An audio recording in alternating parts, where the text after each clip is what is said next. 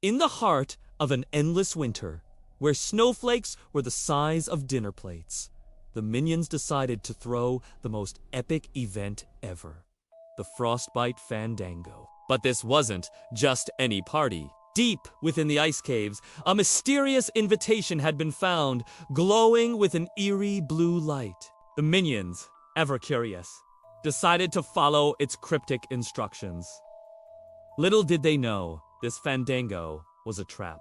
Their first challenge was the Giggle Glacier, a slide made of pure, slippery ice. But as they slid down, the glacier began to laugh, its icy walls shaking violently. Suddenly, giant, razor-sharp icicles started raining down from the ceiling. Kevin, quick thinking, as always, grabbed a massive frozen banana and used it as a shield, deflecting the icy daggers as they whizzed past. Was this part of the fun, or something more sinister?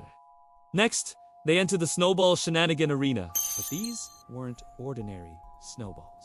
They were sentient, with angry little faces, and they chased the minions relentlessly. Stuart, thinking it was a game, tried to have a snowball fight back, but his snowballs just bounced off the angry ones. Just then, a colossal snowball, the size of Gru's airship, rolled towards them, threatening to crush everything in its path. How could they possibly escape this frosty fury? They barely scrambled away, tumbling into a cavern known as the Whispering Woods of Winter. The trees here were made of ice, and they seemed to whisper secrets and taunts. The whispers grew louder, turning into spooky laughter that echoed all around them. Bob, clutching his teddy bear Tim, started to hear a voice calling his name, luring him deeper into the frozen forest. Was a ghost haunting these woods, or was it their imagination playing tricks on them? Suddenly, the ground beneath them cracked. They had stumbled onto a frozen lake, but the ice was thin, dangerously thin. Below the surface, they saw them. Shadowy figures with glowing red eyes, swimming in circles, waiting. One of the figures slammed against the ice from below, creating a huge fracture right under Otto. The ice was about to give way, plunging them into the freezing darkness. Who were these creatures, and what did they want? Just as Otto was about to fall, a massive, furry arm shot out from the shadows and pulled him back to safety. Standing before them was a Yeti, but not a scary one. He wore a party hat and a friendly smile. He explained that the Frostbite Fandango was his annual birthday party, but his enchanted decorations had gone a little haywire this year. The sentient snowballs?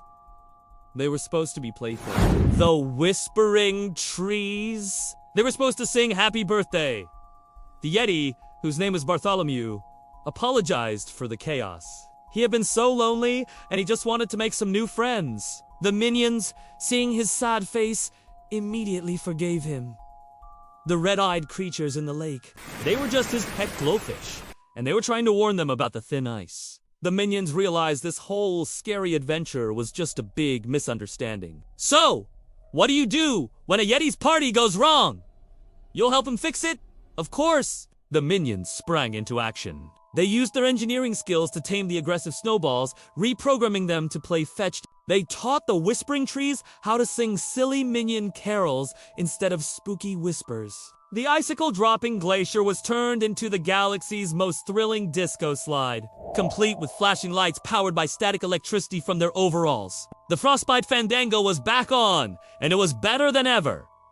Bartholomew was overjoyed. He had never had such a fun birthday. He brought out a colossal ice cream cake flavored with frozen bananas and glacier berries. They danced, they sang, they had epic snowball fights with the now-friendly snowballs. The glowfish even created a spectacular underwater light show. The scary ice cave was transformed into the universe's coolest party venue. It was a winter event nobody would ever forget. As the party wound down, Bartholomew gave each minion a small, enchanted snowflake that would never melt. It was a token of their new friendship. He promised that next year's Frostbite Fandango would be even bigger, but with fewer life-threatening decorations. The minions waved goodbye, their hearts full and their pockets full of non-melting snowflakes.